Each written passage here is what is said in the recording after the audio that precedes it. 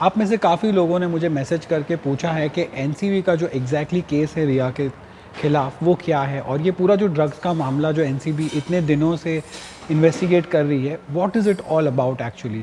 So there is a lot of clarity that I want to give to you regarding this particular case. सबसे पहले तो ये जानना ज़रूरी है कि इस केस में 2 एफआईआर फाइल हुई है.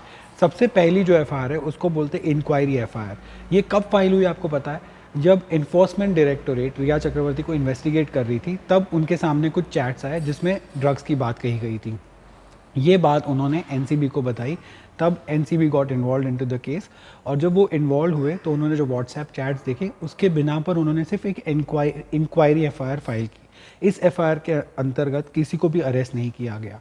All the arrest that have been made in this case, all the 20 people including Rhea and Showik और बाकी जो स्टार्स का भी नाम आ रहा है क्वेश्चनिंग के लिए, all that is happening under a second FIR which has been filed after the inquiry FIR. Inquiry FIR का नंबर है 15/20 और जो दूसरी एफआईआर है उसका नंबर है 16/20. अब इस केस में जो दूसरी एफआईआर फाइल हुई है, जो 16/20 वाली एफआईआर है, that is more important because according to NCB that is the FIR that has been filed to actually crack the drug citadel in Mumbai, specially in Bollywood. और गौर करने वाली बात यह है कि हालांकि ये दोनों केसेस और ये एफआईआर्स अब बहुत अपने परव्यू में आगे निकल चुकी हैं, but they were file initially in connection with Sushant Singh Rajput case का जो प्रोब चल रहा है उसी के कनेक्शन में फाइल हुई थी. बिकॉज आपको याद होगा कि सुप्रीम कोर्ट ने सीबीआई को बोला था कि जितनी भी केसेस कनेक्टेड है सुशांत सिंह के केस के साथ वो आप इन्वेस्टिगेट कर सकते हो, and all this has started from there only. So कहीं ना कहीं इन सारे केसेस की एक जड़, एक रूट सुशांत सिंह के केस में ज़रूर है. एक चैलेंज जो एनसीबी फेस कर रही है इस पूरे मामले में वो ये है कि जितना भी कॉल डेटा रिकॉर्ड्स अवेलेबल है जो एविडेंस के तौर पे वो लोग यूज़ कर सकते हैं, वो 2019 तक ही लिमिटेड है. उसके पहले अगर कोई ड्रग कंजम्पशन या ड्रग सप्लाई के कोई केसेस होंगे भी इन अक्यूज़ के नाम पर, तो NCB will not be able to prove them in the court of law. इसलिए 2019 तक का जो केस बना है, 2019 से लेकर अब तक का जो एविडेंस के साथ केस बना है वो बहुत ही स्ट्रांग है. Currently even Deepika Padukone's phone, Shraddha Kapoor's phone and Sara Ali Khan's phone are have been confiscated by the NCB as per the reports. और इनकी जो फोरेंसिक जांच है वो भी चल रही है. इसका जो डेटा रिट्रीवल है उसका काम चल रहा है and they are awaiting the results of the same.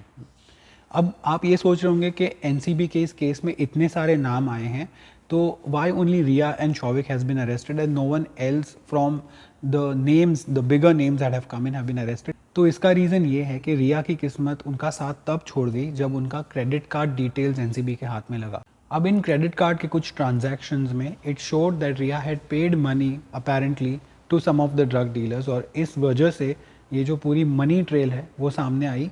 And of course it's a digital trail that she left behind reportedly, and that is how she was nailed, and that's what actually helped NCB arrest her, not only arrest her but also keep her in jail for so long. और जहाँ तक शौविक का सवाल है, तो शौविक और Samuel Miranda दोनों उसी जगह पर अपने फ़ोन रिकॉर्ड्स के मुताबिक पाए गए जहाँ पर ये कुछ ड्रग पेडलर्स थे जो भी अरेस्ट हो चुके हैं.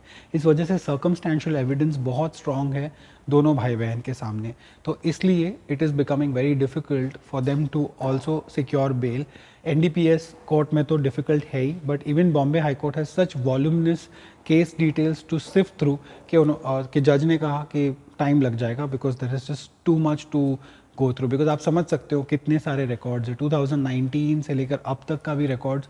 It turns out to be quite a volume. अब जैसा कि आप जानते हैं वीकेंड आ रहा है और वीकेंड में कोर्ट्स आर नॉट ऑन, तो वीकेंड तो definitely Showik and Rhea Chakraborty both will have to spend in jail. अगर कुछ होगा तो वो नेक्स्ट वीक में ही होगा उनकी बेल को लेकर. But right now as it stands जो चार्जेस उन पर लगे हैं 27A एनडीपीएस एक्ट के अंदर में जो लगे हैं, दे आर क्वाइट स्ट्रिंजेंट. 10 से 20 साल की नॉन बेलेबल सज़ा उनको मिल सकती हैं, and that's quite a lot in this particular case. जो सबसे ज़्यादा स्ट्रिंजेंट हो सकता है वो उन पर लगा हुआ है. तो आप इमेजिन कर सकते हो the case against her and Showik both is quite strong.